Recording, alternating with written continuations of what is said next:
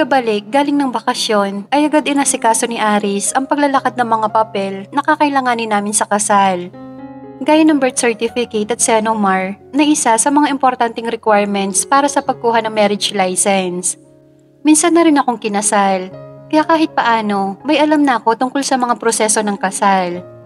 3 araw pagkatapos namin mag-request ng mga dokumento, ay sa wakas lumabas na rin ang mga yon. Nakatanggap ng tawag si Aris mula sa isang kaibigan na nagtatrabaho sa PSA na ready for collection na daw ang mga document at hinihintay na lang na pick upin niya ito roon. Talaga ba? Na-excite naman akong malaman yan. So kailan natin kukunin ang mga dokumento? Sabi kong tanong sa kanya habang lulan kami ng sasakyan pa uwi galing ng university. Sa day off na lang natin kunin para wala tayong pasok. Seryosong wika niya habang titig na titig sa harapan ng manibela. Day off? Hindi ba wala ring opisina sa PSA pag Sabado at Linggo? Paano natin makukuha yon kung nakasara sila? Napabuga siya ng hangin. Ramdam ko ang bigat sa paghinga niya. Tuloy, tinutuban ako ng di maganda. May problema ba? Inabot ko ang libreng kamay niyang nakadantay sa aking hita. Carmela, about sa dati mong asawa. Ano ba talaga ang nangyari sa kanya? Ha? Bakit? Bakit mo na itanong? I just want to know. Namatay ba talaga siya? Dumagundong ang kaba sa dibdib ko. Oo, yun ang sabi ng dati kong biyenan. Namatay daw sa isang aksidente ang anak niya. Nakita mo ba ang bangkay niya? Naiuwi ba ang labi ng asawa mo pagkatapos nun? Oo, kaso nakakremate na nang iuwi ang labi niya. Nakakremate? Paano ka nakakasigurong siya ngayon? Anong ibig mo sabihin? Sandali nga, Aris. Ano bang dahilan mo? Tinatanong mo ako ng mga gantong bagay. Pinagdududahan mo ba ako kung talagang byuda ako o hindi? Hindi naman sa ganon, mahal. Gusto ko lang makasiguro. Makasiguro na ano? Okay, sasabihin ko na sa iyo ang totoo. Actually, we have a small problem. Napahila mo siya ng muka. Problema? Saan? Ayon sa kaibigan ko, na-declare pa rin sa CNOMAR mo na kasal ka pa sa dati mong asawa. Para kong binuhusan ng malamig na tubig sa narinig. Ano? Pero 3 taon nang patay si Francis. Hindi ba matik na yung marerehistro sa NSO? Pwede, kung narehistro ang death certificate ng asawa mo sa NSO. Pero dahil lumabas sa certificate mo na kasal ka pa, it only means na hindi pa na ipapasa ang death certificate ng asawa mo. Wait, nasa iyo ba ang certificate na yon? Death certificate? Natatarantaman, pilit kong inaalala ang certificate na tinutukoy niya. Nasa biyanan ko. Tama, nasa kanya. Napakagat ako ng labi. Bakit nasa kanya? Ikaw ang asawa, dapat ikaw ang may hawak ng dokumentong yon. Hindi ko alam. Matapos kasi mamatay ni Francis, ang mga biyanan ko na ang nag-asikaso ng lahat ng pagpapaproseso ng tungkol sa mga labi ng anak niya. Bukod doon, masyado na akong okupado ng pagluluksa ko ng mga panahong yon. Kung kaya't hindi ko na binigyan pansin pa ang mga dokumentong yon. Isa pa, hindi ko naman in-expect na ikakasal pa uli ako. Kaya binaliwala ko na ang tungkol roon. Naluluhang paliwanag ko sa kanya. Napabuga siya ng hangin. At pag ano'y mahigpit na hinawakan ang kamay ko. Shh, it's okay. I understand. I'm sorry kung medyo na-stress kita sa balitang nasabi ko. But I don't have a choice but to tell you that. At ngayong alam na natin ang problema, kailangan na natin gumawa ng solusyon para dyan. Pero paano? Wala sa akin yung death certificate na kailangan natin. You said nasa biyanan mo ang certificate, di ba? Then, pupuntahan natin ang biyanan mo to get that. Ha? Pupuntahan natin? Yes, pupuntahan natin. Biglang binalot ako ng takot. Pagkatapos ng lahat na masasamang karanasan ko sa pudar ng dati kong biyenan, hanggat maaari ayoko na sanang magpakita pa sa mga yon. Sa tindi ng karanasan na nangyari sa pagitan namin, baka abot-abot sa pagpapahiya na naman ang abutin ko sa kanila sa oras na magkita kaming muli. Alam ko natatakot kang gawin to at naiintindihan ko yon. Pero huwag kang mag-alala, nandito ako. Hindi ko alam kung magandang idea yan. Simulat sa pool hindi na maganda ang naging relasyon namin sa isa't isa. Gawa ng hindi nila tanggap ang pagpapakasal ko sa kanilang anak. Napakalaki ng galit nila sa akin. Panigurado, hindi nila ibibigay yung certificate na kailangan ko. Aris, baka mahirapan tayo. Muli niyang pinisil ang palad ko at hinalikan yon. Hindi mangyayari yan. Sa ayaw at sa gusto nila, kailangan nilang ibigay ang certificate na yon. Ikaw ang asawa at nasa iyo lahat ng karapatan. Nasa batas yun and they need to comply. If not, we will file a case against them. I'll make sure na pagbabayaran nila ang lahat ng kalupitang ginawa nila sa inyong mag-ina at makukuha mo ang certificate na yon na walang kahirap-hirap. Linggo ng madaling araw nang magpasya kaming magbiyahe ni Aris patungong Bulacan. Pinili namin na magpunta roon ng maaga nang sa gayon ay makaiwas kami sa traffic. And at the same time, makauwi rin kami ng maaga gawa ng may pasok pa kami kinabukasan. Habang papalapit kami sa lugar ay unti-unting namumuo ang kaba sa aking dibdib. It's been 6 months mula na makaalis ako sa puter ng aking mga biyenan. Ngunit naroon pa rin ang trauma ko sa nakaraan. Ngunit wala akong choice, kailangan ko silang harapin. Kung hindi namin gagawin to ni Aris, hindi kami maaaring magpakasal. Sa isang banda, mainam na rin ito. At least, magkakaroon na ng closure ang lahat sa pagitan namin ng aking biyenan. Handa naman ako magpatawad kung yun ang tanging paraan para matapos ng hidwaan namin. Natagpuan ko na ang tunay na kaligayahan sa piling ni Aris. Para saan pa kung magtatanim ako ng sama ng loob sa kanila. Isa pa, hindi na makakatulong kung magpapatuloy pa ang galit ko sa kanila, gayong nananahimik na si Francis sa kabilang buhay. Mas makakabuti kung ibaon ko na lang sa limot ang lahat at magpatuloy na lang kami sa aming mga buhay. Napakadaling sabihin pero parang ang hirap gawin. Isang pisil mula sa aking palad ang nagpanumbalik sa aking wisyo. Nilingon ko si Ari sa aking tabi at sinalubong ang nakakaunawang titig niya. He smiled tenderly at mahigpit na pinagsaklob ang aming mga kamay. Are you okay? Aniya. Sunod, saglit sinulyapan ang kalsadang tinatahak ng aming sasakyan. Medyo kinakabahan, pero kaya pa naman. Pag-amin ko. Naintindihan ko, pero gaya nga ng sabi ko, everything will be okay. Ano mang mangyari, nandito lang ako. Hindi kita pababayaan. I'm your Superman, baka nakakalimutan mo.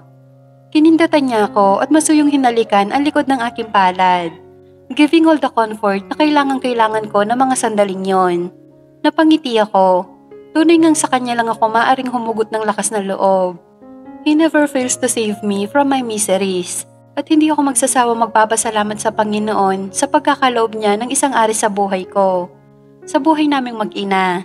Wala na ako mahihiling pa kundi ang makasama siya habang buhay. Muli napabuga ako ng hangin. With this mindset, kahit paano, nagkaroon ako ng lakas loob para gawin ang bagay na kinakatakutan ko. Tama si Aris. To be able to move on with my life, I need to conquer my fear. Walang mangyayari sa buhay ko kung mananatili akong takot sa nakaraan. And this is the right time to do that. It's now or never, ika nga sa kasabihan. San Rafael. Sandali kong kinurap ang mga mata habang nakatitig sa maliit na bakuran ng isang di kalakihang punggalo. May ilang segundo na kaming nakahimpil sa tapat nito, ngunit bantulot pa rin akong bumaba. Ito na ba talaga ang bahay ng dati mong biyanan? Ani ni Aris na nakatanaw din sa harapan ng bahay. Oo, pero wala akong makitang tao. Madalas kasi pag gantong oras, nasa bakuran ng mama at nagwawalis. Baka nasa loob. May iba pa ba silang kasama bukod sa mga biyanan mo? Wala na. Sila mag-asawa lang ang nandyan. May maliit silang tindahan sa harapan. Pero may takip na ng tolda ang harapan. Mukhang sarado na. Takang inilibot ko ang tingin ang maliit na tindahang nakahiwalay sa mismong bahay. Nanariwang alaala ko noong panahong pinagbabawalan ako magtungo sa tindahang yon. Sa pag-aakalang baka kupitan ko daw sila ng paninda. At bilang masunuring manugang at naturingang nakikitira lang sa kanila, inintindi ko na lang ang gayong paratang. Ilang sandali pa at nagpasya na rin kaming bumaba. Nakabukas naman ang gate kung kaya nakapasok kami ng walang hirap. Nakarating na kami ng pinaka-terrace. Ngunit ni Anino ng isa sa aking mga biyanan ay di ko nakita. Ano nangyari? Nasaan sila? Baka nasa palengke sila. Wala rin dito yung owner na madalas nilang gamitin pag umaalis. Puna ako sa bakanting garahe na nasa tabi ng bahay. Ganun ba? Kung ganun, maghintay na lang tayo sandali. Ano kaya kung kumain muna tayo? Ani ni Aris. Tumango ako bilang pagsang-ayon. Akmang pipihit na kami ng alis nang biglang nakarinig ako ng pagbukas ng pinto ng bahay. Paglingon ko, isang matandang babae na may hawak na walis tingting ang nakita kong iniluwa ng pintuan. Carmela, iha, ikaw ba yan? Gulat na wika ng aking biyana na babae. Ako nga po. Kumusta po? Kanda utal kong bati rito. Mabuti naman, halika dito sa loob at mag-usap tayo. Kumain ka na ba? Mahinahon na wika nito sabay lapit sa akin para abutin ang braso ko na siya ko naman pinagtaka ng di oras. Bagaman nananatili ang kaba sa dibdib ko, hindi nakaligtas sa aking pansin ang tila pagkamagiliw ng aking biyanan sa akin. Bakit parang ang bait niya sa akin ngayon? Anong meron? Sandali lang po, may kasama po ako. Ani ko, sabay turo ko kay Aris na nasa aking likuran. May kasama? Sino siya? Maang na pinakatitigan siya ni Aris. Lumapit naman si Aris sa kanya at nakipagkamay. Ako po si Attorney Aris, abogado po ni Carmela. Abogado? Tila bigla namutla ang biyanan ko sa narinig at pinaglipat ang tingin sa amin dalawa. Carmela, I think you need to tell her now. Baling ni Aris sa akin. Mama, kaya po kami nandito ay para sadyain ang tungkol sa death certificate ni Francis. Death certificate ni Francis? Para saan? Mama, kailangan ko po kasi yon para makapag-apply na po ako ng marriage license. Mama, balak ko na po kasi mag-asawa uli. Kami po ni Aris. Ikakasal ka na? Hindi makapaniwalang ulit na tanong sa akin ng aking biyenan habang hindi inaalis ang gulat sa mukha nito. Opo, mag-aasawa na po uli ako. Kaya humihingi po ako ng pahintulot na makuha ko na po yung death certificate ng anak niyo para makapagpatuloy na po kami sa proseso. Hiling ko. Hindi mo kailangan humingi ng pahintulot, Carmela. They need to give you that with no avail. Karapatan mo yan as a legal wife. Halos magkasabay naming nilangon si Aris. Nanuoy tiim at seryosong nakatitig lang sa aking biyenan. Carmela, iha, naintindihan ko. Ang totoo niyan, Diyos ko, paano ko ba ipapaliwanag to? Tila natataranta na napahawak ng dalawang kamay ang aking biyenan. Takang pinanood ko lamang ang kakaibang kilos niya nang makarinig kami ng isang mahinang tinig na mula sa loob ng bahay. Kung hindi ako nagkakamali, boses yun ng isang matandang lalaki. Lalong nilukuban ng gulat ang biyenan kong babae at agad pumasok ng bahay. Napasunod naman kami ni Aris at maya pa'y humantong kami sa tapat ng isang silid kung saan pumasok naman ang aking biyenan. Mula sa siwang ng pinto, nagkaroon kami ng pagkakaroong silipin ang loob nun. Laking gulat ko nang makita ang matandang lalaki nakahimlay roon. Ang biyenan kong lalaki. Ngunit taliwas noon na malakas at may laman, ngayon tila nanghihina na at namayat na ang pangangatawan. May tubo na ang ilong at nakakonekta ito sa isang oxygen tank. Nangimpal ako sa nakita. Ano nangyari sa matandang to? Loring, sino ang bisita mo? Utal na wika ng biyanan ko lalaki sa asawa nito. Si Carmela, nandito siya, Mauricio. Anong biyanan kong babae? Ano? Si Carmela, nandito siya? Kita ko ang gulat sa kulubot na mukha ng matandang lalaki. Oo, nandito siya. Kung ganon, nasabi mo na ba sa kanya ang totoo? Ang totoo? Hindi pa. Bakit hindi mo pa sabihin sa kanya? Nang sa gayon malaman niya ang katotohanan at maayos na ang kamaliang nagawa natin sa kanila.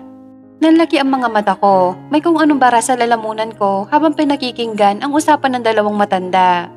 Bumangon ang kuryosidad ko sa narinig. Hindi ko magawa makahinga ng normal. Abot-abot ang kaba na napahawak ako sa braso ni Aris. Pinisil ni Aris ang kamay ko. Gaya ko, maging siya ay bakas ang pagtataka sa muka. Oo, Mauricio, alam ko yan. Kaya nga lalakasan ko na ang loob ko para ipagtapat ko sa kanya ang lahat. Ano pong ibig niyo sabihin? Hindi na ako nakatiis at kusa akong lumapit sa dalawang matanda para mag-usisa. Carmela, iha, may ipagtatapot ako sa'yo tungkol kay Francis. Naluluhang hinarap ko ang aking biyenan. Ano po yun? May problema po ba sa kayo na kailangan kong papel? Ang totoo niyan, wala akong hawak na ganong papel. Ano po? Tila ako tinakasan ng lakas at mahigpit na napakapit kay Aris. Agad naman dinaluhan ako ni Aris at hinapit sa kanyang tabi para alalayan. Kung wala kayong hawak na papel, dalawa lang ang ibig sabihin niyan. It's either hindi niyo naayos ang death certificate niya or buhay pa ang anak niyo. Ani ni Aris na siya ko namang agad na kinagimbal. Buhay? Hindi pwedeng mangyari yan. I'm sure baka hindi lang naayos ang papel niya. Kaya wala sila nun, hindi po ba mama? Nilingon ko ang matatanda. Iha, totoo ang huling sinabi ng nobyo mo. Wala akong death certificate ni Francis. Dahil ang totoo niyan, buhay pa ang asawa mo. Oho, pero paano? Hindi totoo ang sinabi ko sa iyo noon. Nagsinungaling kami sa inyo. Pinlano namin ang pagpapalabas na patay siya. Nagsagayon, tuluyang mawala ang responsibilidad niya sa inyo mag-ina. At nang masolo namin ang perang pinapadala sa amin. Bagay na ngayon ay pinagsisisihan naming nagawa sa iyo. Buhay si Francis? Nanlalamig ang katawan ko na patutop ng bibig. Oo, Carmela, buhay si Francis. Hindi siya namatay sa isang aksidente. Gawa-gawa lang namin ng lahat ng kwento tungkol sa pagkamatay niya para ano? Para maitaboy niya ang mag-ina at magpakasasa sa pera na dapat para sa kanyang pamilya? Napakasama niyo. Ani ni Ari sa matigas na tinig. Napahigpit ako ng hawak sa braso niya. Baka sa mukha niya ang matinding galit. Samantalang ako naman ay lito sa kung anong dapat maramdaman ng mga sandaling yon. Nanginginig ako. I'm so confused and shocked at the same time. Sandaling tinapon ko ang hangin sa aking dibdib. Sa kabila ng sari-saring emotion, pinilit kong pakalmahin ang sarili. Kung ganon, all this time, isa lang palang malaking kasinungalingan ng lahat. Niyakap ako ng mahigpit ni Aris. Inaamin namin, naging makasarili kami sa parating yon. Nabulag kami sa paniniwalang hindi ka karapat-dapat sa aking anak. Nahusgahan ka namin. Bagay na siya namin pinagsisihan ng gusto mula nang mawala ka. Nagkasunod-sunod na ang karma sa buhay namin. Mga karma na hanggang ngayon ay nagpapahirap sa amin. Garalgal na wika ng aking biyenan. Bagaman patuloy ang pagluha ko, hindi ko napigilan tapunan siya ng sulyap. Ewan, pero sa kabila ng galit ko sa kanya, may kung anong habag ako naramdaman. Matapos kong makita ang matinding hirap sa kulubot niyang muka.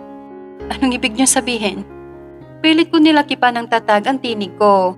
Gustuhin ko mang batuhin sila ng sumbat ay pinili ko randahan muna ang sarili. Ramdam ko may mga bagay pa silang inililihim sa akin at hindi ako titigil hanggat hindi ko yun nalalaman.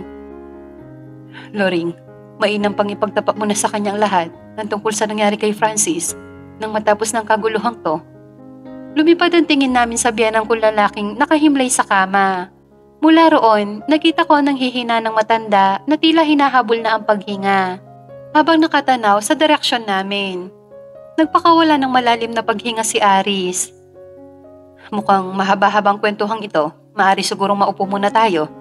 Gusto ang komportable para sa ating lahat. Ani ni Aris habang patuloy na nakaalalay sa akin. Somehow, nagawang pagaanin ng suhestyon na yun ni Aris ang tensyon sa paligid namin. At nagpa siyang maupo na lang muna sa sala at doon ipagpatuloy ang pag-uusap. Mula sa 4 na sulok ng salang yon, detalyadong isiniwalat ng aking biyenan ang lahat ng katotohanan tungkol sa ginawang pag-aabandona ng kanilang anak sa aming mag-ina.